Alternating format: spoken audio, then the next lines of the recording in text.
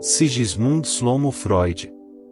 Sigmund Freud era filho de pais judeus que moravam na cidade morávia de Freiberg, no território do Império Austríaco, atual Pibor, na República Tcheca. Seus pais eram da Galícia, uma província histórica que fica entre a atual Ucrânia Ocidental e o sudeste da Polônia.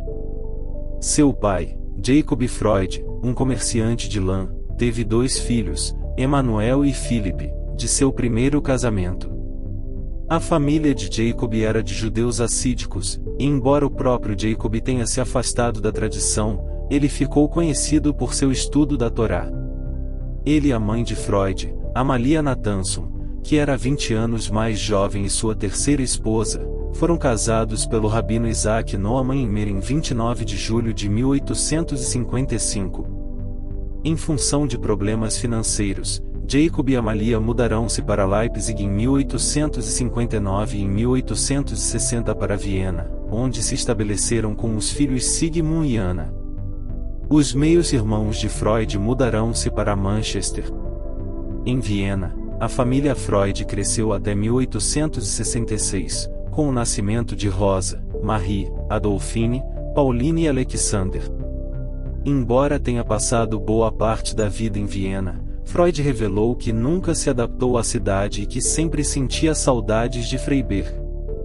Enquanto criança e adolescente, Freud nutriu mais sentimentos amorosos pela mãe do que pelo pai, que o considerava fraco e covarde. A percepção desses sentimentos também em seus pacientes, tanto homens quanto mulheres, serviu de base para a futura formulação do complexo de Édipo. Os primeiros anos de Freud são pouco conhecidos, já que ele destruiu seus escritos pessoais em 2 ocasiões, a primeira em 1885 e novamente em 1894. Além disso, seus escritos posteriores foram protegidos cuidadosamente nos arquivos de Sigmund Freud, aos quais só tinham acesso Ernest Jones, seu biógrafo oficial e uns poucos membros do círculo da psicanálise. O trabalho de Jeffrey Moussaieff Masson pôs alguma luz sobre a natureza do material oculto. Freud ingressou na Universidade de Viena aos 17 anos. Ele planejava estudar direito, mas as doutrinas de Darwin e seu interesse por ciências naturais o impulsionaram a cursar medicina, onde seus estudos incluíram filosofia com o professor Franz Brentano, fisiologia com o professor Ernest Bruck, e zoologia com o professor darwinista Carl Friedrich Claus. Embora tenha se formado em 1881, Freud continuou com suas pesquisas no laboratório de Bruck. No ano seguinte, conheceu Martha Bernas numa visita que fez à casa de sua irmã e acabou se apaixonando. Já em 17 de junho de 1882 Martha e Freud noivaram. 5 anos mais nova, Martha era oriunda de uma família judaica ortodoxa, enquanto que Freud era um descrente que tentou separá-la de suas crenças religiosas. Freud também se mostrou austero quanto ao papel que Martha exerceria em sua casa depois de casados, embora pensasse que, em algum momento futuro, a lei concederia às mulheres os direitos até então negados. Também acreditava, a exemplo de um burguês de sua época, que a mulher deveria cumprir seu papel com as tarefas doméstica e familiar.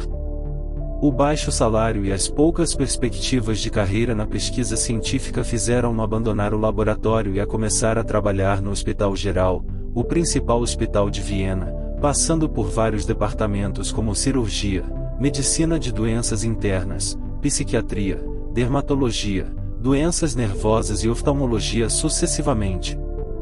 Começou no cargo de aspirante, assistente clínico e alcançou o cargo de privatozente, conferencista, em julho de 1884, um cargo que oferecia prestígio mas não salário. Em 14 de setembro de 1886, em Hamburgo, Freud casou-se com Martha Bernas com a ajuda financeira de alguns amigos mais abastados, dentre eles Joseph Breuer, um colega mais velho da Faculdade de Medicina. Foi com as discussões de casos clínicos com Breuer que surgiram as ideias que culminaram com a publicação dos primeiros artigos sobre a psicanálise. O primeiro caso clínico relatado deve-se a Breuer e descreve o tratamento dado a uma paciente, Berta Pappenheim, chamada de Anna O no livro, que demonstrava vários sintomas clássicos de histeria.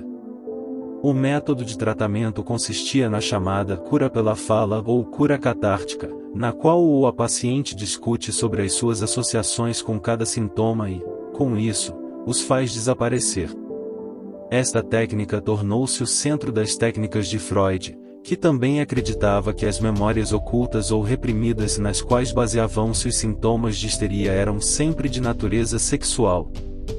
Breuer não concordava com Freud neste último ponto, o que levou à separação entre eles logo após a publicação dos casos clínicos.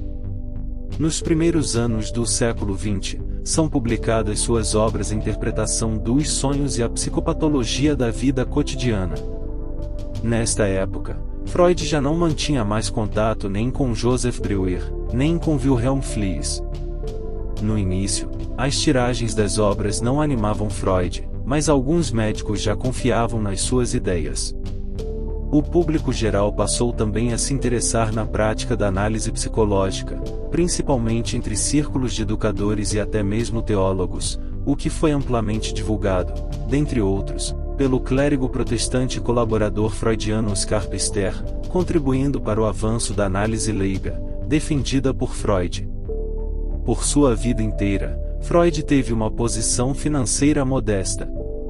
Joseph Breuer foi, no início, um aliado de Freud em suas ideias e também um aliado financeiro. Freud criou o termo psicanálise para designar um método para investigar os processos inconscientes e de outro modo inacessíveis do psiquismo. Em suas teorias, Freud afirma que os pensamentos humanos são desenvolvidos por processos diferenciados, relacionando tal ideia à de que o nosso cérebro trabalha essencialmente no campo da semântica, isto é, a mente desenvolve os pensamentos num sistema intrincado de linguagem baseada em imagens, as quais são meras representações de significados latentes. Em diversas obras, como a Interpretação dos Sonhos, a Psicopatologia da Vida Cotidiana e os xistes e suas relações com o inconsciente, Freud não só desenvolve sua teoria sobre o inconsciente da mente humana, como articula o conteúdo do inconsciente ao ato da fala. A consciência humana subdivide-se em 3 níveis: consciente, pré-consciente e inconsciente. O primeiro contém o material perceptível, o segundo, o material latente, mas passível de emergir à consciência com certa facilidade, e o terceiro contém o material de difícil acesso, isto é, o conteúdo mais profundo da mente, que está ligado aos instintos primitivos do homem. Os níveis de consciência estão distribuídos entre as 3 entidades que formam a mente humana, ou seja, o id, o ego e o superego. O fenômeno representacional psíquico está relacionado ao sistema nervoso humano. As representações, segundo Freud, são analógicas e imagéticas. Estas se interrelacionam através de redes associativas. As redes associativas das representações são provenientes do processo fisiológico cerebral, que se baseia em uma rede de neuroníons. Esse processo ocorre através de um mecanismo reflexo, e a informação parte por uma rede associativa de neuroníons até chegar à região motora e sensorial. Ela provoca então modificações nas células centrais, causando a formação das representações. Enquanto elementos, as representações são originadas da percepção sensorial do indivíduo. São unidades mentais tanto de objetos, como de situações, sensações, relações. A representação de objeto, também chamada de representação da coisa, é um complexo de associações, formado por uma grande variedade de apresentações visuais, acústicas, táteis, sinestésicas e outras, de acordo com Freud. Segundo Freud, o processo de pensamento é a ativação ou inibição dos complexos de sensações associadas que tornam possível o fenômeno representacional psíquico, o que se dá através da energia que flui no sistema nervoso pelos sistemas de neuroníons. Podemos distinguir, neste processamento, um nível primário e um secundário. Freud procurou uma explicação à forma de operar do inconsciente, propondo uma estrutura particular. No primeiro tópico, recorre à imagem do iceberg em que o consciente corresponde à parte clara, e o inconsciente corresponde à parte não visível, ou seja, à parte submersa do iceberg. De sua teoria, ele estava preocupado em estudar o que levava à formação dos sintomas psicossomáticos, principalmente a histeria, por isso apenas os conceitos de inconsciente, pré-consciente e consciente eram suficientes. Quando sua preocupação se virou para a forma como se dava o processo da repressão, passou a adotar os conceitos de id, ego e superego. O id representa os processos primitivos do pensamento e constitui, segundo Freud, o reservatório das pulsões. Dessa forma, toda energia envolvida na atividade humana seria advinda do id. Inicialmente, considerou que todas essas pulsões seriam ou de origem sexual, ou que atuariam no sentido de autopreservação. Posteriormente, introduziu o conceito das pulsões de morte, que atuariam no sentido contrário ao das pulsões de agregação e preservação da vida. O id é responsável pelas demandas mais primitivas e perversas. O ego permanece entre ambos, alternando nossas necessidades primitivas e nossas crenças éticas e morais. É a instância na que se inclui a consciência. Um eu saudável proporciona a habilidade para adaptar-se à realidade e interagir com o mundo exterior de uma maneira que seja cómoda para o id e o superego. O superego, a parte que contraage ao id, representa os pensamentos morais e éticos internalizados. Freud estava especialmente interessado na dinâmica destas três partes da mente. Argumentou que essa relação é influenciada por fatores ou energias inatas, que chamou de pulsões. Descreveu duas pulsões antagônicas, Eros, uma pulsão sexual com tendência à preservação da vida, e Thanato, a pulsão da morte, que levaria à segregação de tudo que é vivo, à destruição. Ambas as pulsões não agem de forma isolada, estão sempre trabalhando em conjunto. Como no exemplo de se alimentar, embora haja pulsão de vida presente, afinal a finalidade de se alimentar é a manutenção da vida, existe também a pulsão de morte presente, pois é necessário que se destrua o alimento antes de ingeri-lo, e aí está presente um elemento agressivo, de segregação. Nos tempos do nazismo, Freud perdeu 4 das 5 irmãs nos campos de concentração. Embora Maria Bonaparte tenha tentado tirá-las do país, elas foram impedidas de sair de Viena pelas autoridades nazistas.